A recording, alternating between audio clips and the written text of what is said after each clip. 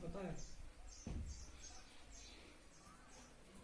कक्षा 10 के प्रिय छात्र छात्राओं, सामाजिक विज्ञान विषय की ऑनलाइन शिक्षण व्यवस्था में आप सबका स्वागत।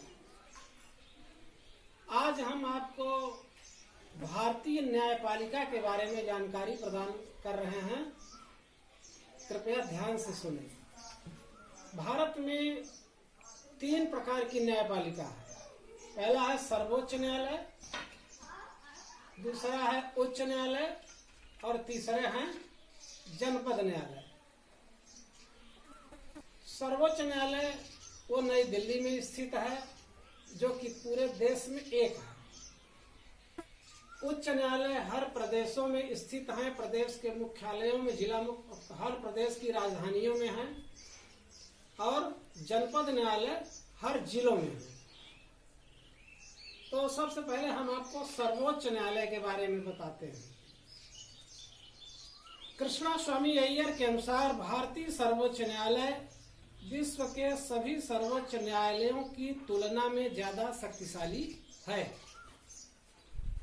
अब इसके बारे में देखिए, और भी बताया गया कि संपूर्ण देश के लिए एक स्वतंत्र एवं सर्वोच्च न्यायपालिका की व्यवस्था की गई है। दूसरा है, संघीय शासन व्यवस्था में केंद्र तथा राज्यों के बीच अथवा भिन्न भिन्न राज्यों के बीच, नागरिकों एवं सरकार के बीच यदि किसी प्रकार का विवाद उत्पन्न होता है तो उसका समाधान सर्वोच्च न्यायालय द्वारा ही किया जाता है। अगला है तीसरा, भारत में सर्वोच्च न्यायालय संविधान की प्रभुसत्ता का सर्वोच्च संरक्षक है और नागरिकों के मूल अधिकारों का भी वह संरक्षक है। अगला है, यह परामर्शदाता का कार्य करता है। परामर्श देता है राष्ट्रपति महोदय को। अब आप ये देखेंगे सर्वोच्च न्यायालय का संगठन या रचना, संगठन और रचना कैसे होती है। तो अब आपको बता दिए कि सर्वोच्च न्यायालय इसी को कहते हैं, उच्चतम न्यायालय इसी को कहते हैं और शीर्ष अदालत भी, देश की शीर्ष अदालत भी इसी को कहा जाता है। तो उच्चतम न्यायालय के मुख्य न्यायाधीश की नियुक्ति भारत का राष्ट्रपति करता है और राष्ट्रपति के परामर्श से ही नहीं, और सर्वोच्च न्यायालय के मुख्य न्यायाधीश के परामर्श से ही राष्ट्रपति महोदय अन्य न्यायाधीशों की नियुक्ति करते हैं। अब ये न्यायाधीश बनने के लिए व्यक्ति में क्या योग्यताएं होनी चाहिए। पहली योग्यता है कि वह भारत का नागरिक हो। दूसरी है कि वह व्यक्ति किसी एक या एक से अधिक उच्च न्यायालयों में लगातार 5 वर्ष तक कम से कम न्यायाधीश रह चुका। और जो तीसरी योग्यता होगी वह है कि वह एक या एक से अधिक उच्च न्यायालयों में लगातार 10 वर्ष तक अधिवक्ता रह चुका है। चौथा नंबर है, वह राष्ट्रपति महोदय की दृष्टि से विधिवेत्ता हो, कानून का जानकार हो। और 5वां नंबर यह है कि उसकी आयु 65 वर्ष से कम हो। अब उसके बाद आप देखिए कार्यकाल। सर्वोच्च न्यायालय के न्यायाधीश का कार्यकाल यानी न्यायाधीश 65 वर्ष की आयु तक अपने पद पर कार्य कर सकते हैं।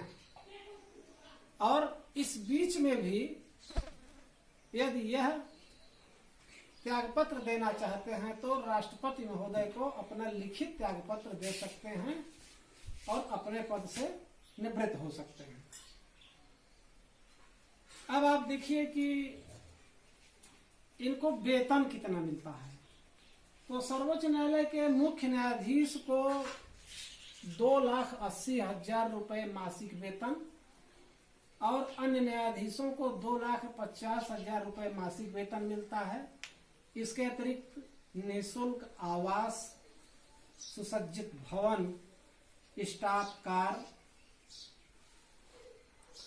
भत्ता, विभिन्न प्रकार की पेट्रोल कार की सुविधाएं इत्यादि मिलती हैं।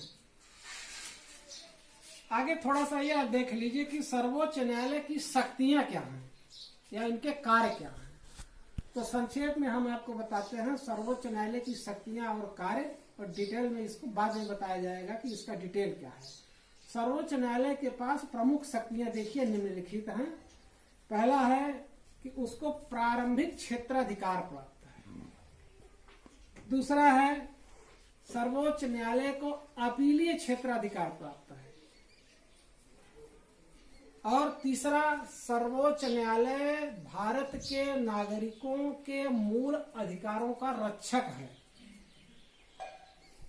अगला नंबर है सर्वोच्च न्यायालय परामर्श का भी कार्य करता है, यानी परामर्श भी देता है। पांचवा है अपील की विशेष आज्ञा का अधिकार।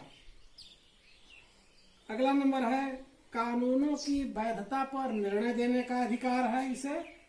और लास्ट अधिकार है अभिलेख न्यायालय के रूप में कार्य करता है, यानी इसका जो निर्णय होता है वह उच्च न्यायालयों में और जिला न्यायालयों में ये मार्गदर्शन का कार्य करते हैं, यही कानून का रूप धारण करते हैं और इसी के आधार पर फैसला किया जाता है।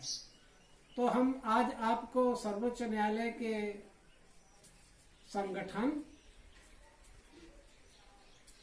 शक्तियां, न्यायाधीशों की योग्यताएं, कार्यकाल के बारे में जानकारी प्रदान कर दिए। कृपया ध्यान में रखिएगा और विशेष इसके बारे में और अगला चैप्टर अगले दिन। धन्यवाद।